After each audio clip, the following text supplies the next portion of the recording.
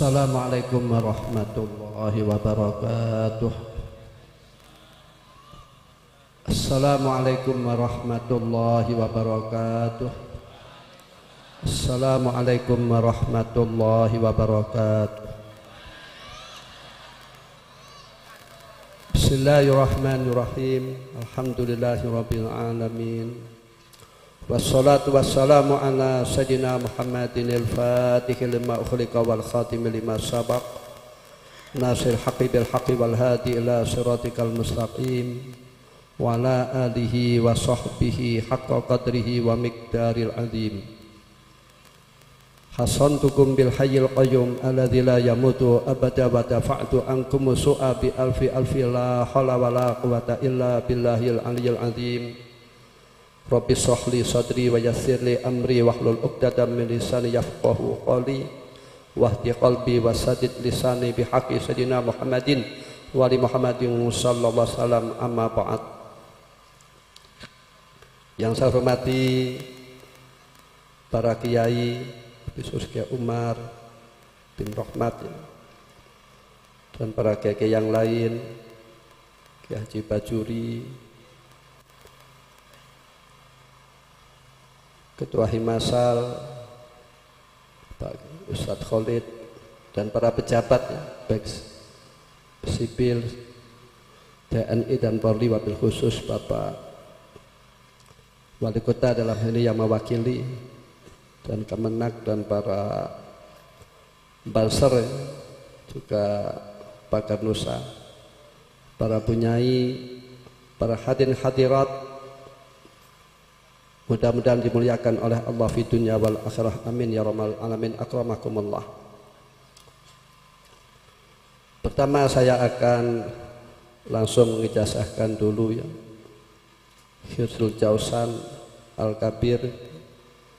Dalam kitab ini juga ada Wirdul Latif, Rotibul Haddad dan lain-lain.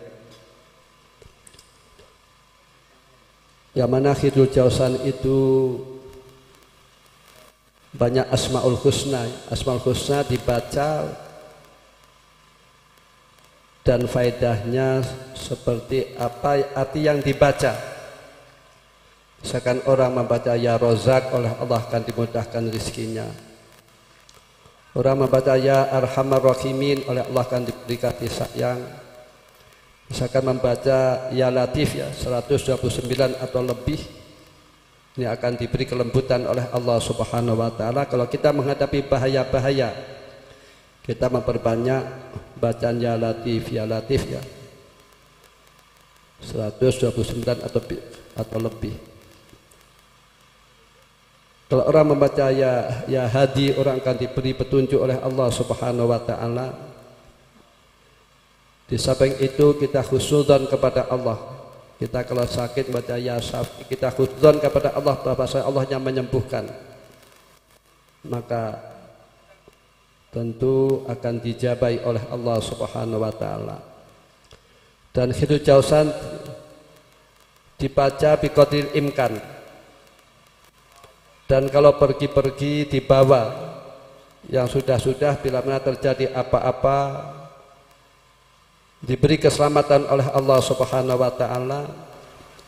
Dan intinya Hifdzul Jausan minta diselamatkan dari Allah dari api neraka. Kholisna minan nar ya Rabb, itu intinya. Jadi artinya orang yang selamat adalah orang yang selamat dari api neraka. Itu kholisna minan nar. Orang yang bahagia adalah orang yang selamat dari api neraka. Kalau selamat dari api neraka tentu akan masuk surga. Al-Fatihah. A'udzubillahi minasyaitonir rajim. Bismillahirrahmanirrahim. Alhamdulillahirabbil alamin. Arrahmanir rahim. Maliki yaumiddin. Iyyaka na'budu wa iyyaka nasta'in. Shiratal ghairil maghdubi 'alaihim waladdallin.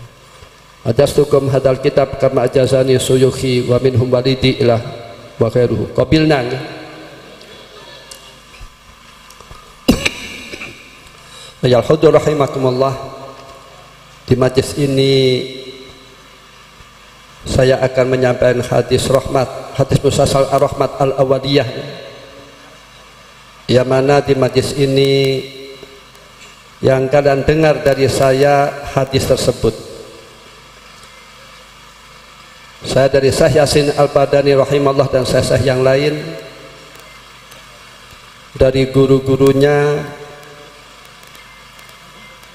sampai qala Rasulullah sallallahu alaihi wasallam, ar-rahimuna yarhamur rahman tabaraka wa ta'ala, irhamu man fil ardi yarhamkum man fis sama. Orang yang belas asih oleh Allah akan diberi kasih sayangnya, oleh Allah akan diberi rahmatnya, dan orang masuk surga itu birahmatillah, ya, dengan rahmat Allah, bukan dengan amalnya, bukan dengan nasabnya, bukan dengan jabatannya. Apalagi kalau orang dihisab, tidak mungkin bisa selamat. Kalam sufi mengatakan al-hisab huwal azab. Hisab adalah azab. Sebagai manusia tidak mungkin tanpa dosa, kecuali hanya Nabi saja. Gambarannya hisab itu, misalkan saja ada suatu gedung, lantas di gedung tersebut banyak orang-orang besar, ya, banyak orang yang mulia. Di situ banyak hidangan makanan yang enak-enak. Terus orang akan masuk, dicegat, tidak boleh, dikoreksi dulu, diinterogasi dulu. Ini kan azab. Padahal sudah masuk di gedung, sudah enak-enakan. Jadi orang masuk surga itu birahmatillah. Kalau Rasulullah sallallahu alaihi wasallam, la yudkhilu ahadakum amalukum al-jannah wala anta ya Rasulullah wala ana ila yataqammadani Allah bi fadli wa rahmatih. Amal kamu sekalian tidak akan memasukkan ke surga, maka amal tidak bisa dibanggakan. Kata sahabat, apakah panjenengan demikian ya Rasulullah? Kata kanjeng Nabi, saya juga demikian, kecuali masuk surga sebab mendapatkan rahmat Allah dan anugerah Allah. Ini menunjukkan bahwasannya orang masuk surga itu bi fadlillah wa rahmatillah. Allahumma rzuqna fadlallah wa rahmatahu, amin ya rabbal alamin. Supaya kalian semuanya berkasih sayang kepada makhluk di atas bumi, maka niscaya kalian akan didoakan oleh malaikat. Taqulu malaikat Allah marhamhu, Allah marhamhu, ya Allah kasihlah hambamu yang sosoknya memandang orang lain dengan kasih sayang. Tentu doa malaikat dijabai oleh Allah subhanahu wa ta'ala. Maka orang yang karakternya kasih sayang kepada orang lain, maka orang tersebut akan dikasih oleh Allah, akan diberi rahmat oleh Allah. Maka orang kelas tinggi ini memandang orang lain binadhari rahmat, dengan pandangan kasih sayang. Ada sebuah cerita, ada ba'du sholihin, ada orang soleh. Ini ketika bepergian, barang bawaannya hilang. Coba bagaimana masakotnya, ya, orang bepergian membawa barang-barang terus hilang. Ini kan masakot. Lantas ba'du sholihin tersebut menangis. Dan orang di sekitar kaget, mengapa hanya kehilangan bondo saja, bekal saja menangis. Apa kata ba'du orang soleh? Saya menangis bukan karena harta saya hilang, saya menangis karena kasih sayang terhadap orang yang mengambil tadi, yang mencuri tadi. Dia kelaparan, dia membutuhkan, dan bagaimana bila mana dia besok bertanggung jawab di sisi Allah subhanahu wa ta'ala. Makanya orang yang kelas tinggi ini memandang orang lain dengan pandangan kasih sayang, dan pandangan kasih sayang kepada orang lain yang terpenting yaitu menyampaikan tentang ilmu agama. Menyampaikan tentang ilmu agama. Orang itu bila mana mempunyai ilmu agama, ini bahasanya akan bermanfaat di tengah-tengah masyarakat. Makanya santri semenjak dahulu sangat berkontribusi terhadap negara kita yang kita cintai. Maka jargon santri sesuai dengan jargon Nahdlatul Ulama, hubbul waton minal iman, mencintai tanah air atau rasa nasionalisme merupakan bagian daripada keimanan. Maka arah kita dalam nasionalisme ini berharap mudah-mudahan negara kita menjadi baldatun thayyibatun wa rabbun ghafur, yaitu negara yang aman, yang sejahtera, yang makmur, dan Allah mengampuni dosa-dosanya kepada rakyatnya. Sebab bila mana negara maju, negara modern, bila mana Allah tidak mengampuni kepada penduduknya, maka ini berpotensi bencana-bencana didatangkan oleh Allah Subhanahu wa ta'ala, berpotensi konflik. Ini bila mana Allah tidak mengampuni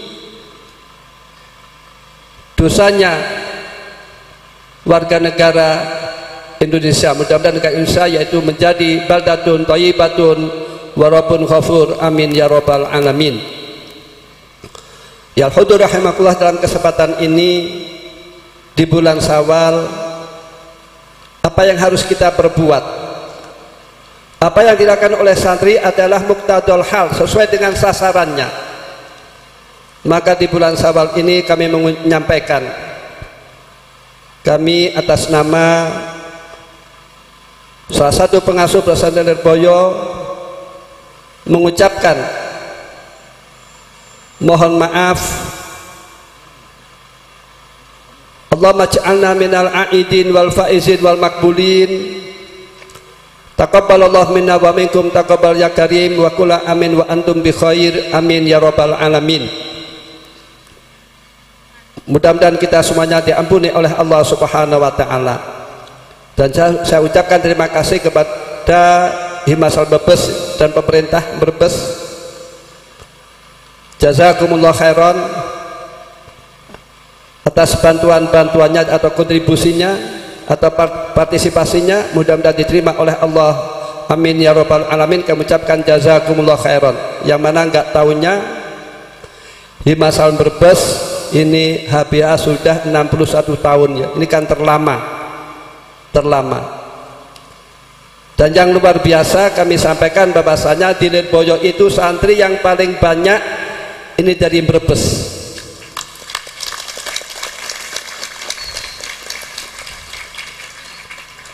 Maka ini luar biasa. Mudah-mudahan santri Brebes minas sholihin wa sholihat, minal ulama'il amilin, mudah-mudahan ilmunya manfaat dan barokah, amin ya rabbal alamin. Jadi kasih sayang terhadap orang lain yang penting yaitu menyampaikan ilmu agama. Sebab dengan ilmu agama orang menjadi mulianya. Dengan ilmu agama orang menjadi selamatnya. Dengan ilmu agama oleh Allah orang tersebut dijadikan pewaris para nabi. Ini kan luar biasa. Walaupun anak siapa saja, al ulama warasatul anbiya, dan ulama itu kedudukannya hanya di bawah nabi. Ini ulama, dan baik buruknya masyarakat ini tergantung ulamanya. Tergantung ulamanya. Imam Ghazali rahimahullah mengatakan, fasadul ra'iyah bi fasadil umara wa fasadul umara bi fasadil ulama. Kerusakan masyarakat ini berhubungan dengan kerusakan pejabat, dan kerusakan pejabat ini berhubungan dengan kerusakan ulama. Bagaimana dakwah ulama? Dakwah apa tidak? Amar ma'ruf apa tidak? menyampaikan ilmu apa tidak. Maka bila mana ada mubalek misalkan saja menjelek-menjelekan pemerintah atau negara, ini maknanya membuka aibnya sendiri, membuka aibnya sendiri. Jadi kalau ulamanya baik, maka masyarakat akan baik dan pemerintah akan baik. Imam Fudail bin Iyad radhiyallahu anhu mengatakan, "Law kanat li da'watun mustajabatun ma ja'altuha illa lil imam. Li'anna salahal imam amun. Idza salahal imam salahal ibad wal bilad. Wa idza fasadal imam fasadal ibad wal bilad." Kata Imam Fudail radhiyallahu anhu, kalau saya mempunyai doa yang mustajab, ini merupakan bentuk nasionalisme. Bila mana saya mempunyai doa yang mustajab, maka akan saya gunakan untuk mendoakan pemimpin, untuk mendoakan presiden. Mudah-mudahan pemimpin kita, pejabat kita, presiden kita, mudah-mudahan selalu diberi taufik oleh Allah, diberi hidayah oleh Allah, sehingga negara Indonesia mudah-mudahan menjadi baldatun thayyibatun wa rabbun ghafur. Sebab kebaikan imam itu umum. Bila mana imam atau presiden baik, pejabat baik, maka rakyat akan baik.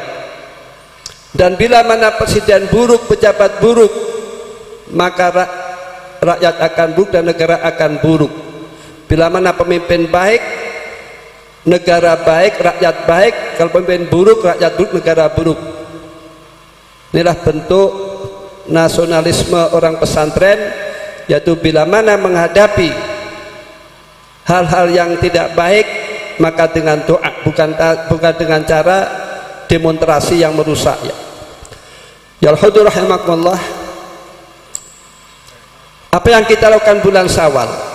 Maka di bulan Syawal ini kita kesempatan menyambung silaturahim. Kita menyambung silaturahim. Rahim itu bila mana tidak diperhatikan, tidak diromat, ini mudah putus. Kadang penyebabnya masalah warisan, rahim putus. Masalah jabatan, rahim putus. Kadang-kadang orang atau saudara yang bertempat berdekatan, ini kadang rahim putus. Maka di bulan Syawal kita berkesempatan silaturahim atau menyambung persaudaraan. Bila mana rahim disambung, maka rizkinya akan dijembarkan oleh Allah, rizkinya akan diluaskan oleh Allah subhanahu wa ta'ala.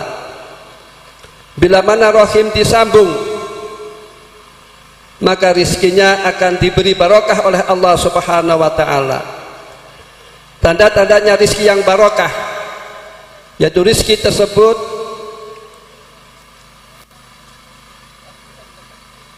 mudah digunakan untuk taat kepada Allah subhanahu wa ta'ala. Lopun ijazah ini dereng nggih. Sampun nggih. Sampun. Napa? Sampun nggih. Napa? Sampun nggih. Kalau rizki barokah itu rizki yang digunakan untuk taat kepada Allah subhanahu wa ta'ala. Sebaliknya bila mana rizki tidak barokah, maka rizki untuk poya-poya. Dan orang yang memiliki rizki tidak beribadah kepada Allah subhanahu wa ta'ala, tidak beramal soleh. Dan dengan silaturahim umur dipanjangkan oleh Allah subhanahu wa ta'ala. Dan dengan silaturahim umur diberi barokah oleh Allah subhanahu wa ta'ala. Alamannya umur barokah, yaitu hidupnya selalu beribadah kepada Allah, taat kepada Allah subhanahu wa ta'ala. Ini bila mana umur barokah. Namun bila mana umur tidak barokah, dia tidak beribadah, tidak beramal soleh, dia taat kepada Allah subhanahu wa ta'ala, maka di bulan Syawal ini supaya kita menyambung rahim atau silaturahim. Dan juga apa yang kita perbuat di bulan Syawal. Ada sebuah hadis qala Rasulullah sallallahu alaihi wasallam, man shoma ramadhana watba'u sittan min sitin min Syawal ka'annama shoma ad-dahr wa fi riwayat kana kasiyamid dahr. Barang siapa yang puasa di bulan Ramadan, baik puasanya 29 hari atau 30 hari,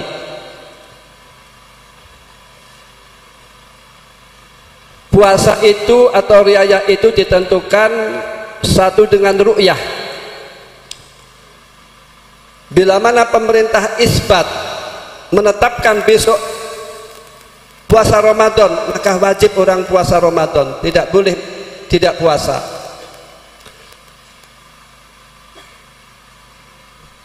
Kalau misalkan saja pemerintah tidak isbat, maka tidak wajib puasa. Puasa ditentukan dengan ru'yah. Kedua, puasa ditentukan dengan istikmal, menyempurnakan bulan. Saya bulan Sya'ban disempurnakan 30, terus puasa. Begitu Idul Fitri dengan ru'yah dan istikmal. Bila mana mendung, menyempurnakan bulan Ramadan 30. Atau wakilah puasa Ramadan itu ditentukan dengan hisab ya. Ini bagi orang ahli hisab. Ini yang luar biasa, yang luar biasa ya. Setelah puasa Ramadan, terus puasa 6 hari, ini seolah-olah orang tersebut puasa 1 tahun. Coba bisa dibayangkan. Orang kerja 6 hari, terus digaji 360 hari. Ini kan orang kan gembruduk, banyak yang mau. Dan ini yang luar biasa ya. Orang yang puasa 29 hari dan orang yang karena ru'yah misalkan, kalau ada orang yang puasa 30 hari karena istikmal misalkan, ini pahalanya sama saja. Jadi yang enak kan puasa 29 hari, ini pahalanya kan sama dengan orang yang berpuasa 30 hari itu. Paham ya? Jadi yang enak kan kita puasa 29 hari, ini ganjarannya seperti puasa 30 hari. Sebab ada di suatu daerah dalam menentukan bulan puasa kadang dengan hitungan yang lain, ini adalah menyalahi syariat. Ya al-hudur rahimakumullah, al-ulum kasirah ya. Ilmu itu banyak, ilmu itu luas. Namun yang penting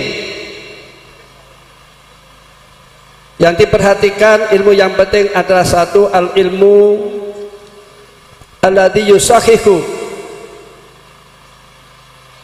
al-amal wa ta'at wal mu'amalah wa ghairu dzalik. Ilmu yang penting satu, yaitu ilmu yang meluruskan amal, yang sekiranya amal itu sah.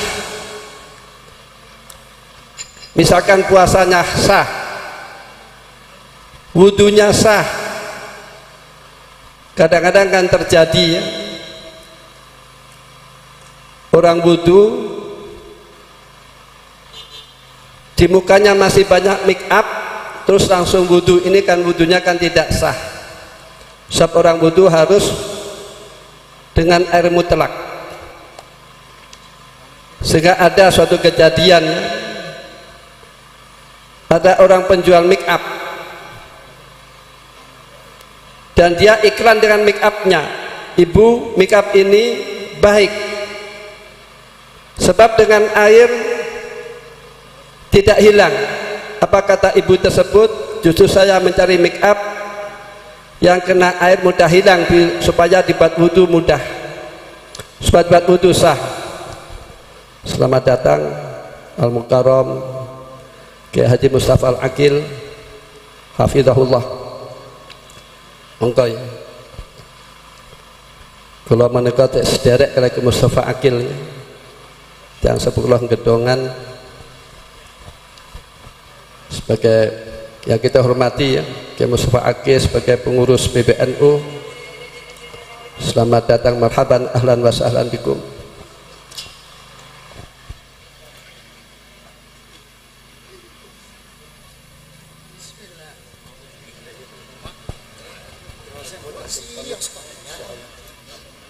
Mangga kamu.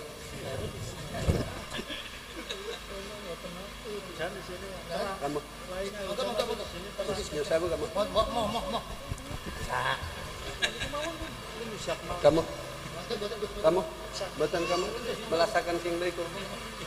Kamu. Jadi ilmu satu yang penting yaitu kira-kira amal orang sah ya. Wudunya sah, mandinya sah. Misalkan mandi jinabat. Ini kadang-kadang banyak orang yang kurang mengerti. Kalau orang mandi jinabat ini harus duduk terus ngeden ya, terus membasuh kubul dan dubur. Setelah itu mandi jinabat, semuanya harus dibasuh dan seterusnya. Lah ketika amal sah, ketika orang itu amalnya baik, ini ada asarnya. Qala ta'ala qul i'malu fasallahu amalakum wa rasuluhu wal mu'minun, supaya kalian beramal maka Allah akan mengetahui dan Allah akan membalasnya, dan Rasulullah akan mengetahui sebab amalnya umatnya Kanjeng Nabi ditampakkan kepada Rasulullah sallallahu alaihi wasallam, dan orang mukmin oleh Allah dirasakan, dibirasa. Bila mana orang beramal soleh maka kita tidak heran bila mana kita melihat orang alim, kita melihat orang soleh. Ini kadang-kadang hati kita ingat akhirat, hari kita bertambah takwa. Inilah ciri-ciri khasnya orang yang kelas tinggi. Kita melihat wajahnya, kadang kita dapat hidayah, kita dapat taufik, kita ingat kepada Allah Subhanahu wa taala. Ada sebuah cerita, yaitu ada seorang musafir yang kehabisan bekal. Lantas dia mampir kepada Abdullah bin Mubarak rahimahullah. Ketika itu musafir tersebut wadul kepada Abdullah bin Mubarak. Maka kadang terjadi ya, kalau orang kehabisan bekal kadang datang kepada kiai. Kiai saya kadang matur ke kiai kehabisan bekal dan lain-lain. Maka kata Abdullah bin Mubarak, setelah nulis surat, maka surat ini supaya disampaikan kepada orang yang pertama-tama kamu jumpai. Lantas ketika musafir tersebut habis menghadap kepada Abdullah bin Mubarak rahimahullah, maka bertemu dengan seorang yang menunggang kuda. Lantas surat tersebut diaturkan, disampaikan. Lantas surat dibacanya. Apa kata musafir? Saya akan mendatangi kepada Kiai Abdullah bin Mubarak. Lantas musafir tersebut mendatanginya, menghadap kepada Abdullah bin Mubarak. Ketika melihat wajahnya, maka musafir tersebut langsung mengucapkan asyhadu alla ilaha illallah wa asyhadu anna muhammadar rasulullah. Ini menunjukkan bahwasanya melihat orang alim, melihat orang soleh ini akan berasar, ada asarnya. Kadang dapat taufik, kadang dapat hidayah. Maka ulama-ulama dahulu ya, kiai-kiai dahulu, kadang ini mengajak anak kecilnya sowan kepada kiai sehingga anaknya tersebut mau mondok. Anaknya mau mondok. Dan ilmu yang kedua adalah al-ilmu alladhi yusahihul al-aqidah. Ini yang penting. Ilmu yang meluruskan akidah, minimal mengerti arti bacaan atau makna bacaan asyhadu alla ilaha illallah wa asyhadu anna muhammadar rasulullah, atau minimal mengerti kalimah la ilaha illallah muhammadar rasulullah, minimal demikian. Sebab selagi orang itu membaca la ilaha illallah maka akan masuk surga. Ini ilmu tauhid, hubungannya untuk menuju surganya Allah. Allahumma adkhilnal jannah, amin ya rabbal alamin. Nanti diluaskan lagi. Kalau ilmu tauhid tentu luas. Di antara yang menyangkut ilmu tauhid pula, qala ta'ala wallahu khalaqakum wa ma ta'malun. Allah yang menjadikan kamu sekalian, dan sekaligus Allah yang menjadikan perilaku kamu sekalian. Maka ada sebuah cerita, Ibrahim ibnu Adham rahimahullah, beliau ketika ditanya oleh polisi, mana keramaian, maka oleh Ibrahim bin Adham ditunjukkan keramaian di arah situ. Maka orang yang bertanya menuju di tempat tersebut, nggak tanya tempat tersebut yaitu kuburan. Lantas Ibrahim bin Adham oleh orang yang bertanya tadi dipukul. Ketika dipukul, apa jawabnya? Ghafarallahu laka. Karena meyakini orang itu memukul karena Allah menghendaki demikian. Allah menghendaki demikian. Ketika dipukul lagi, ghafarallahu laka. Ketika dipukul lagi, ucapannya ghafarallahu laka. Lantas Ibrahim bin Adham ditanya, mengapa? Ketika saya bertanya tentang keramaian, kamu tunjukkan ke kuburan. Apa jawabnya? Jawab Ibrahim ibnu Adham, di kuburan itu rame. Di kuburan itu rame, banyak orang yang disiksa oleh Allah dan diberi pahala oleh Allah. Itu kata Ibrahim ibnu Adham. Terus mengapa ketika saya pukul, kamu mendoakan ghafarallahu laka? Apa jawab Ibrahim ibnu Adham?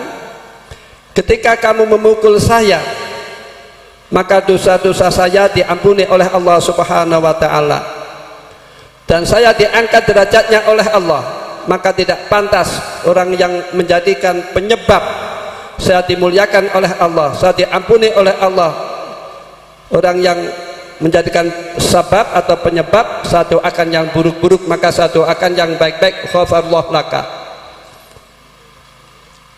Tentu luas ilmu tauhid. Dan ilmu yang penting ketiga adalah al-ilmu alladzi yusahihu ma fil qulub. Ilmu yang meluruskan hati kita, ilmu yang membersihkan hati kita. Sebab semuanya orang itu tidak mungkin jaminan hatinya bersih kecuali para nabi saja. Ulama atau wali ini berpotensi hatinya kotor, riya, takabur dan lain-lain. Yaitu ilmu tasawuf. Ini yang penting. Bagaimana ketika orang itu beribadah kepada Allah, ini membutuhkan ilmu tasawuf. Bagaimana ketika orang itu mukhalatah atau muasyarah dengan masyarakat, bercampur dengan masyarakat, ini membutuhkan ilmu tasawuf. Dan seterusnya. Sehingga ada ulama yang mengatakan at-tasawuf thamratul ilmi. Tasawuf merupakan buah daripada ilmu. Dengan arti, walaupun orang ahli tafsir, ahli hadis, ahli fikih, ini membutuhkan ilmu tasawuf supaya ibadahnya sah, supaya ibadahnya diterima oleh Allah Subhanahu wa ta'ala. Dan ilmu-ilmu yang demikian didapat di pesantren. Maka penting kita mondokkan anak. Lah, apalagi tujuan puasa la'allakum tattaqun, supaya kamu sekalian takwa kepada Allah Subhanahu wa ta'ala. Dan takwa itu melakukan perintah-perintah Allah dan menjauhi larang-larang Allah. Tentu harus dengan ilmu. Tidak mungkin orang takwa tanpa ilmu.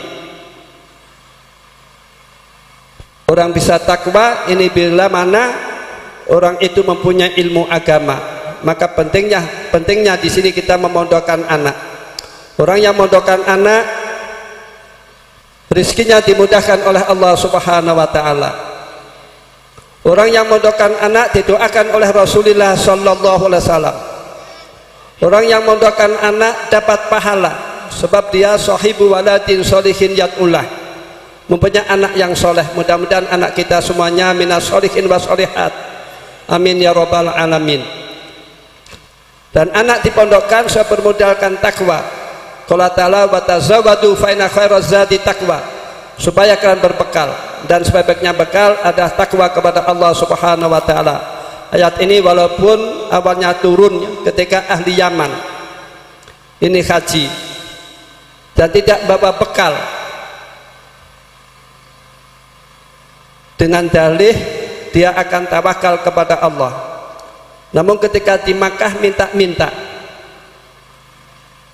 maka orang minta itu menurut agama diperbolehkan ala sabili darurat. Kalau tidak darurat tidak boleh, haram. Kalau misalkan saja orang kuat ya, secara fikih orang kuat fisiknya, ini haram minta-minta, dia harus kerja. Jadi minta-minta itu diperbolehkan ala sabili darurat. Lantas turun ayat wa tazawwadu fa inna khairaz zadi taqwa, sebaiknya berbekal dan sebaik-baiknya bekal ada takwa kepada Allah Subhanahu wa taala. Dan bagi yang muda, ngaji ini untuk bekal hari tua. Dan bagi yang orang tua, ngaji ini berharap matinya mati husnul khotimah. Itu mati. Kalau orang itu mengaji, kalau orang itu mengaji bila mana mati, maka matinya mati syahid, mati husnul khotimah, mati yang terhormat, mati yang terhormat. Dan ilmu pesantren membuahkan takwa kepada Allah Subhanahu wa taala, dan buah takwa segala urusannya dimudahkan oleh Allah Subhanahu wa taala. Dan orang takwa oleh Allah diberi rezeki yang tidak bisa diprediksikan, tidak terduga-duga. Rezeki yang luar biasa itu rezeki yang tidak bisa diprediksikan, tidak bisa diduga-duga. Ini santri umumnya demikian. Coba santri itu ya, ketika di pondok kangelan, sepeda saja nyewa di Pak Kajin ya dulu ya. Sekarang setelah Imasal banyak mobil ya. Ki Mustafa Akil dulu itu pas-pasan ya, pas-pasan. Kalau beli kitab besar itu biasanya utang-utang dahulu tuh. Kata Kiai Akil, kalau kamu itu sudah bisa baca maka akan saya bayarin. Makanya kadang-kadang minta ke orang tua saya.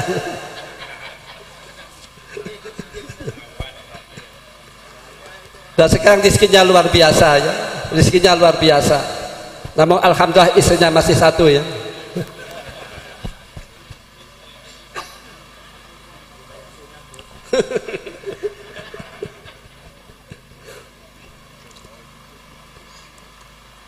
Jadi rezeki santri itu dimudahkan oleh Allah Subhanahu wa taala, dan kemuliaan pun harus dengan ilmu. Qala ta'ala inna akramakum indallahi atqakum, sesungguhnya yang paling mulia di antara kamu sekalian adalah orang yang paling takwa kepada Allah Subhanahu wa taala. Jadi artinya kemuliaan itu dengan takwa, bukan dengan mengagung-agungkan nasabnya ya. Nasab itu bila mana mulia, maka bila mana untuk sombong maka menjadi tidak mulianya. Bila mana untuk takabur maka tidak akan menjadi mulianya. Nikmat Allah baik nasab atau ilmu atau kepandaian atau nikmat-nikmat yang lain, ini bila mana untuk kesombongan akan tidak menjadi mulianya. Afdalul maqam at-tawadhu, makom yang tertinggi adalah makom tawadhu. Qala Rasulullah sallallahu alaihi wasallam man tawadda'a rafa'allahu darajat, barang siapa andap asar maka derajatnya akan dimuliakan oleh Allah Subhanahu wa taala. Coba Rasulullah saja, ma'ana afdal khalqi, beliau termasuk orang yang paling mulia, namun beliau oleh Allah diperintah waqfid janahaka limanit taba'aka minal mu'minin, supaya kamu andap asar kepada pengikutmu ya Muhammad, Kanjeng Nabi. Dalam kitab Muslim dikatakan, qala Rasulullah sallallahu alaihi wasallam man abta'a bihi amaluhu lam yusri bihi nasabuhu, wa fi riwayat man bata'a bihi amaluhu lam yusri bihi nasabuhu. Orang yang amalnya lambat maka nasabnya tidak akan menjadi mulia. Dengan arti al-amal soleh yarfa'un nasab, al-amal soleh yarfa'un nasab. Amal soleh itu bisa mengangkat nasab seseorang, namun nasab mulia itu harus dijaga dengan amal soleh, dengan ilmu, dengan arti. Ada orang nasabnya mulia, sekalipun anak kiai, ini kalau tidak ngaji maka seperti orang awam, pakaiannya orang awam,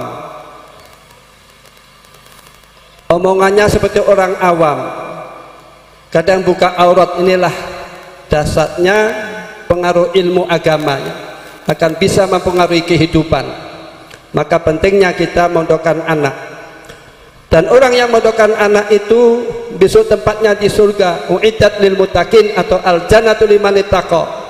Surga itu oleh Allah diperuntukkan bagi orang yang takwa kepada Allah Subhanahu wa taala. Jadi artinya kalau anak-anak kita bahagia, ini harus dipondokkan pesantren, harus dipondokkan pesantren, ya pesantren salaf. Pesantren salaf. Misalkan saja ya, alimnya orang pesantren itu real, nyata. Misalkan alumni luar negeri pintar boleh. Misalkan dia pintar ya, ceramah pintar, membahas suatu masalah pintar, itu boleh. Namun kalau suruh membaca kitab, kalau belum pernah mondok di pondok salaf, suruh baca kitab Fathul Wahab awal sampai akhir khatam, ini tentu akan kesulitan. Suruh baca Ihya awal sampai akhir, tentu akan kesulitan. Suruh baca kitab Bukhari awal sampai akhir, tentu akan kesulitan. Jadi artinya alimnya orang pondok pesantren salaf ini real, ini nyata, ini nyata. Maka kita jangan ragu dengan pendidikan pondok salaf. Kita jangan ragu. Dan orang mondokkan anak ini akan menjadikan orang tuanya mulia, dengan arti ya, dengan arti. Kalau orang itu mondok, ini biasanya akan mencintai gurunya, mencintai ustadznya. Sang guru itu bil isnad, punya guru-guru ya. Coba kalau orang itu tidak mondok, bisa juga dia mencintai burung ya. Dia mencintai jago, dia mencintai musik atau tokoh bola misalkan saja. Kadang-kadang lelaki kan demikian. Kalau cinta burung, yang punya burung itu belum mandi, burungnya sudah dimandikan. Punya ayam juga demikian. Ini kalau orang tidak mondok kan cintanya geladirah, tidak karuan. Namun kalau orang mondok kan termanage. Padahal orang itu dengan mahabbah, dengan termanage dengan baik, ini menjadi mulianya. Qala Rasulullah sallallahu alaihi wasallam, almar'u ma'aman ahab, ayuksaru almar'u ma'aman ahab. Besok oleh Allah orang akan dikumpulkan dengan siapa dia di dunia itu mencintainya. Ketika dia mencintai orang-orang yang soleh, maka dia besok di akhirat dikumpulkan dengan orang soleh. Allahumma adkhilnal jannah ma'as sholihin, amin ya rabbal alamin. Orang mencintai kebaikan-kebaikan itu kan sulit. Sebab kebaikan itu ada kalanya zahirah, yang tampak. Dan kebaikan zahirah, haslah zahirah itu didapat dengan hawasil khamsah, dengan pancandria 5, dengan meripat. Kita tahu warna hijau indah dengan meripat. Kita tahu dengan suara merdu dengan telinga. Kita tahu rasa enak dengan lidah. Kita tahu bau itu wangi atau tidak dengan hidung kita. Kita tahu perkara itu halus apa tidak, ini dengan rabaan kita. Ini kan semuanya orang akan bisa menemukan hasanah zahirah. Namun ada hasanah al-batinah. Hasanah batinah itu harus didapat dengan nurul basirah, dengan mata hati. Nah, nurul basirah itu adanya di pesantren. Kita mencintai Allah kalau kita orang pesantren. Kita mencintai Rasulullah kalau kita orang pesantren. Kita mencintai orang-orang solihin kalau kita orang pesantren. Contoh saja, kita misalkan saja mencintai Kanjeng Nabi, Kanjeng Nabi sudah di kuburan. Terus kita mencintai sahabat, itu sudah di kuburan. Kita mencintai orang-orang soleh, sudah di kuburan. Kadang kita mencintai kiai, sudah tua namun kita bisa mencintai. Ini karena kita mempunyai mata hati. Kalau orang tidak mempunyai mata hati, maka tidak akan mungkin mencintai hasanah al-batinah. Dan ini harus didapat dengan pesantren. Maka dengan pesantren ini kita akan menjadi mulianya. Amin ya rabbal alamin. Itulah yang kami sampaikan. Kurang lebihnya mohon maaf. Assalamualaikum warahmatullahi wabarakatuh.